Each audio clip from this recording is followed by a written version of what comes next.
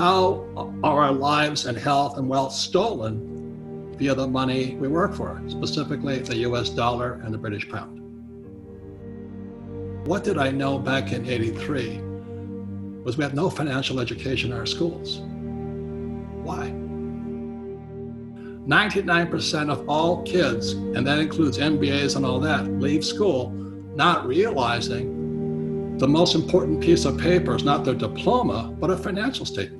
We need financial education because the real problem of this crisis started back in 1904 when the richest guys on earth took over the education system in the United States. They formed a thing called the General Education Board. It was formed by guys like Rockefeller and J.P. Morgan. And what they pulled out of education was financial education. And so the reason they could rip us off, as you and I know, is via the mechanism of money. We're here right now. This is the biggest transformation in the history of the world. It's from industrial age to information age. If you're losing money right now, the problem starts in what you were taught in school. Because they never taught you anything about money. They never taught you about a financial statement, like my rich dad did. They teach you that diploma is everything. It's a piece of toilet paper. BS. And you buy into that mechanism of money, and you believe that that is the only thing to focus on. And what you're saying right now with these stimulus packages is all of this money being given, quote unquote, away by the government to everybody is actually devaluing your dollar, it's devaluing your pension, it's devaluing your savings, and it's wiping out businesses. So it's you're dying by this sword. Yeah, and the harder you work for money, the poorer you're gonna get. That's the tragedy. So this is how what Fuller talked about, the prison is inside our head, Buckminster Fuller. It starts with misinformation and misorientation. Misinformation, misorientation. And he says, how dare our schools punish kids for making mistakes? How else do you learn if you don't make a mistake and learn from your mistake? He says, God designed us. I'm not really religious, I'm not preaching here, okay?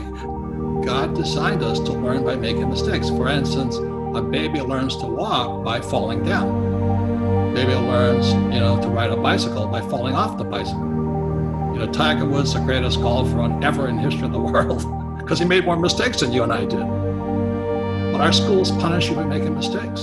That's misorientation, misinformation. And that's because our schools were basically built to create workers that will do what you tell them to do because they value this thing called money.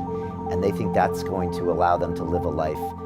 And that's obviously completely wrong because the rich don't work for money. The rich create their own wealth.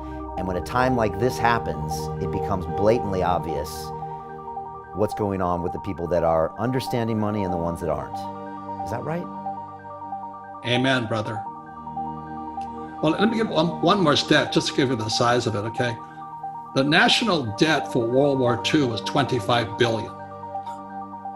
Every day today, they're printing $125 billion. Every single day, that's like 5 World War IIs per day. They're printing so much money to keep this think of a hot air balloon with a tear in it. And they're doing desperately trying to fix this tear, but no matter how hard they try, the tear has gone beyond, it's coming down. We're bankrupt. And they're gonna print more and more money, which means savers are losers, just as I predicted. Your money is gonna be worthless in a few years. Wow. So, my message is the same as some of your other guests. This is metamorphosis time. Financial education, in Rich Dad's terms, is really financial transformation. And the definition of metamorphosis is very important. Metamorphosis, the definition is the evolution or the transformation from an immature form to an adult form. An immature form to an adult form. Metamorphosis is the same as a caterpillar turning into a butterfly. And Fuller always said there's nothing to predict a butterfly inside a caterpillar. So everybody listening right now, if you're struggling financially, just think of yourself as a little caterpillar. And this crisis is your cocoon. The question is, what do you emerge as? Do you emerge as a victim? The world did that to me, and the capitalists are crook, and the rich are bastards and all this stuff? Or do you say, oh, this is the best thing that ever happened to me? your choice. It sits between your ears, your heart, your body, your mind, your spirit, your attitude. This could be the best thing that ever happened to you, physically, mentally, emotionally, spiritually, if you turn on to a butterfly or somebody will step on you like a little worm. It's your choice. If you grow up mentally, emotionally, spiritually, physically, financially, and health-wise, voila, this is the best thing that happened to you. But if you're still a victim, you're not going to make it. So the financial crisis, as you know, actually started back in 1903 when those guys took over their education system. And so the reason we have so many people in trouble is you go to school, and what did they teach you about money? Nothing. Now, is that an accident? Of course not. So that's why my poor dad, PhD from Stanford, Northwestern University of Chicago, he hid behind his diploma. It's a piece of toilet paper, BS. He didn't know anything about money. The metamorphosis begins when you look in the mirror. And it's just like when I was going to blow this little boy's head off in Vietnam. I said, why am I doing this? Why am I going to kill this little 10-year-old boy? And he was a Viet Cong. I was justified by the rules of engagement to shoot him. But one day I wondered, why am I doing this? And if you're standing in front of the mirror today, with this coronavirus and looming depression, how did I get here is the question. What don't I know? What did my information, education, cultural background, what did not prepare me for today? That's where the transformation of the metamorphosis begins. You take responsibility. Everybody talks about rights, but we have personal responsibilities too. And unfortunately, our university systems have failed us miserably. And the reason for that is every professor wants tenure. That's my whole family. That was the most important thing about getting a job was tenure, job security for life. And that's what they teach kids without knowing it. They teach kids that life is dangerous and you need to be protected.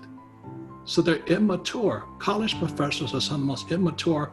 They might be very smart mentally, but immature financially. They can't take care of themselves. So they're teaching kids to be victims.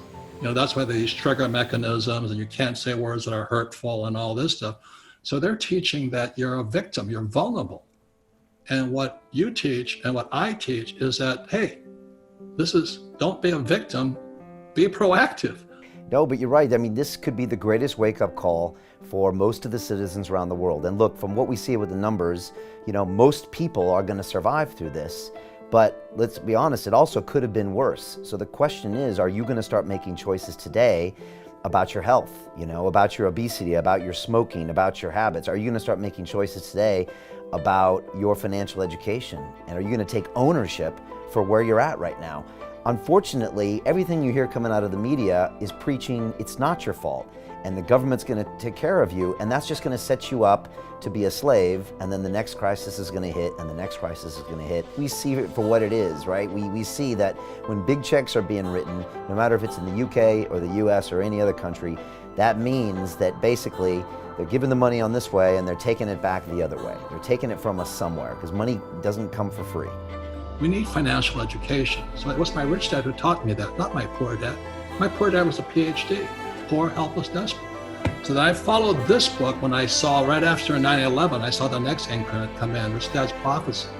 And I said the biggest financial crash was going to come in 2016. Wall Street Journal trashed me. They took me to the cleaners. Said, you don't know what you're talking about. And I don't blame them because I was threatening their nest, you know what I mean? So the market was hitting great peaks. And so I told my friends who have 401ks and IRAs and all this stuff, I said, hey, did your financial planner call you in December and tell you to get out? No, they told you to stay in. They told you to stay in, and meanwhile, the stimulus package comes in, it jacks the price. After they started to deflate, the stimulus market came in, they popped it up again so guys could escape. So the rich could escape. Meanwhile, they're on CNBC telling you, stick it out, stay for the long term, the market will bounce back. Oh, give me a break. Are you that stupid? Can't you see what they're doing? And the fact is they cannot. So this crash, as you know, just prior to this crash was called the everything bubble. Stock market was high, real estate was high, I don't know what else was high, gold and silver, everything was high. The trouble now, everything's deflating. I'm in serious trouble financially at one end because I own hotels and I have 8,000 rental units. Today, they're not paying rent. Now, does that affect me? Of course it does. But the way the rich, or my rich dad taught me to play the game is I have LLCs and S corporations and C corporations.